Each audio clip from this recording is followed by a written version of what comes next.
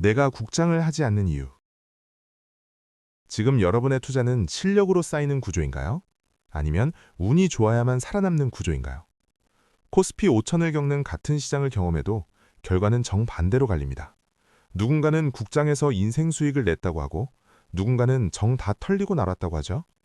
오늘 영상에서는 왜 어떤 사람에게는 국장이 기회이고 왜 어떤 사람에게는 국장이 함정인지, 그리고 저는 왜 국장을 하지 않는지, 감정이 아니라 구조와 확률의 관점에서 이야기해 보겠습니다.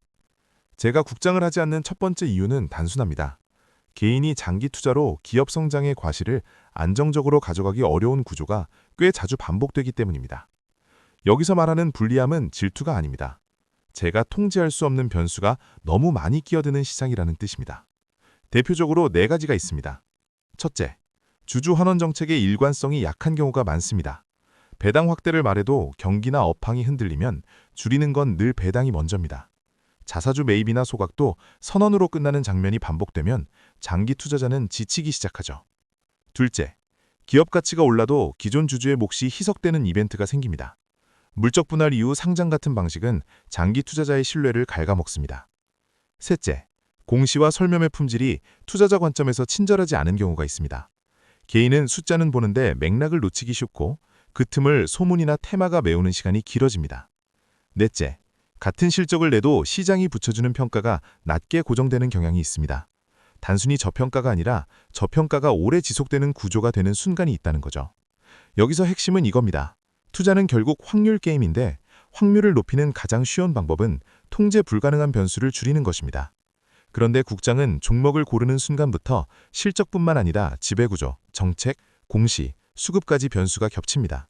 이게 한 번에 흔들리면 개인의 장기 전략은 쉽게 무너집니다.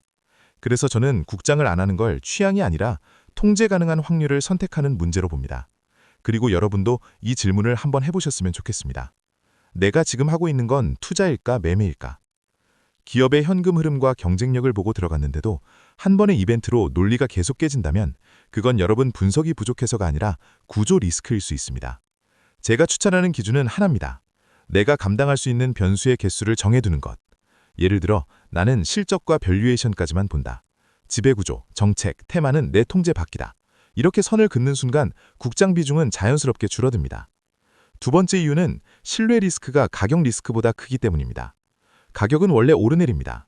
그런데 신뢰가 무너지면 그 다음부터는 논리 자체가 작동하지 않습니다. 특히 개인은 신뢰가 무너지면 계좌보다 마음이 먼저 무너집니다. 여기서도 네 가지가 큽니다. 첫째, 수급과 정보의 비대칭이 심리적으로 크게 체감됩니다. 개인은 같은 차트를 보면서도 기관과 외국인의 포지션을 실시간으로 명확하게 알기 어렵죠.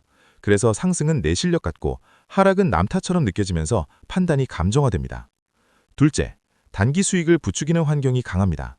테마주, 급등주, 이슈주가 계속 스포트라이트를 받으면 장기 계획은 쉽게 밀리고 즉시 반응하는 습관이 생깁니다.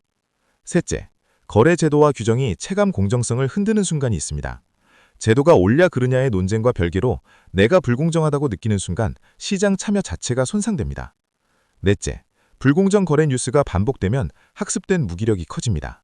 열심히 공부해도 공정하게 분배되지 않는다는 감정이 자리 잡으면 그 시장에서 오래 버티기 어렵습니다. 여기서 제가 말하고 싶은 건 국장이 나쁘다가 아닙니다. 내가 어떤 투자자가 될지를 선택하자는 겁니다. 국장도 제대로 하면 기회가 있습니다.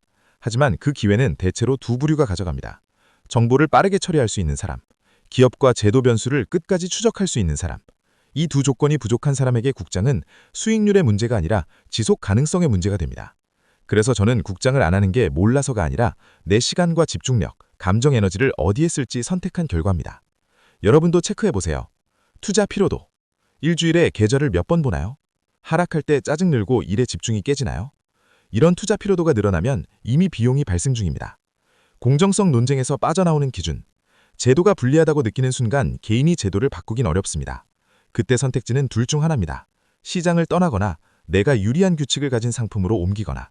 국쟁에서 꼭 하고 싶다면 경쟁 영역을 바꾸세요. 테마를 쫓는 경쟁이 아니라 배당과 현금 흐름처럼 느린 영역에서 경쟁하는 겁니다. 세 번째 이유는 국장의 기회가 없어서가 아닙니다. 대체제가 너무 많아졌기 때문입니다. 예전엔 국내 시장이 사실상 유일한 선택지였을 수도 있습니다. 하지만 지금은 전 세계로 분산할 수 있고 산업과 통화와 제도를 나눠 담을 수 있습니다. 이 상황에서 굳이 구조나 신뢰 리스크가 큰 구간에 내 자본의 대부분을 둘 필요가 없다고 판단한 겁니다. 이 흐름을 뒷받침하는 논리를 4가지로 설명드리겠습니다.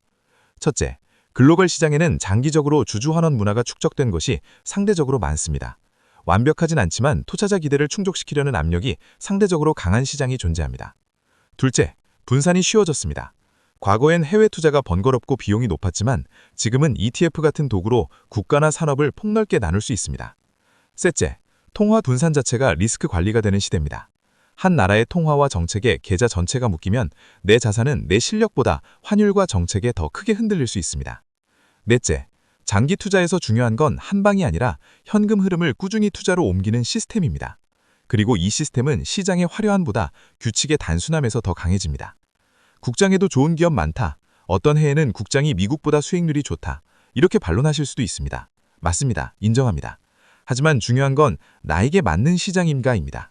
국장을 옹호하는 논리는 보통 기회의 크기를 말하고 국장을 회피하는 논리는 보통 구조의 불확실성을 말합니다. 둘 다 맞을 수 있어요. 그래서 저는 기준을 딱 2개로 정리합니다. 첫째, 여러분이 기업 분석을 직업처럼 할 수 있나요? 공시를 읽고 사업 보고서를 해석하고 업종 사이클을 끝까지 따라갈 수 있나요? 둘째, 제도 리스크를 감당할 멘털이 있나요? 내가 옳아도 시장이 다르게 움직일 때 그 시간을 버틸 수 있나요? 이 2가지에 자신이 없다면 국장은 기회가 아니라 스트레스가 됩니다. 제가 국장을 안 하는 이유를 한 문장으로 줄이면 이겁니다. 저는 제가 통제할 수 있는 게임만 하겠습니다. 그렇다고 국장을 무조건 끊으세요 라는 말은 아닙니다. 정답은 없고 대신 기준이 있습니다. 사람마다 생활 리듬이 다르고 투자 목표도 다르고 공부할 에너지 총량도 다릅니다. 그래서 투자는 결국 지식 싸움이 전에 습관 싸움입니다. 마지막으로 제 기준을 3가지로 정리하겠습니다. 투자에서 가장 위험한 건 손실이 아니라 손실 뒤의 행동이다. 내 삶이 불규칙할수록 투자는 더 규칙적이어야 한다. 시장을 이기려 하지 말고 내 습관을 먼저 이겨라. 국장을 하든 안 하든 핵심은 같습니다. 내가 통제할 수 있는 규칙을 만들고 그 규칙을 지키는 사람이 결국 이깁니다. 오늘 영상이 도움이 되셨다면 구독과 좋아요 부탁드립니다. 다음 영상에서는 더 현실적인 투자 이야기로 돌아오겠습니다.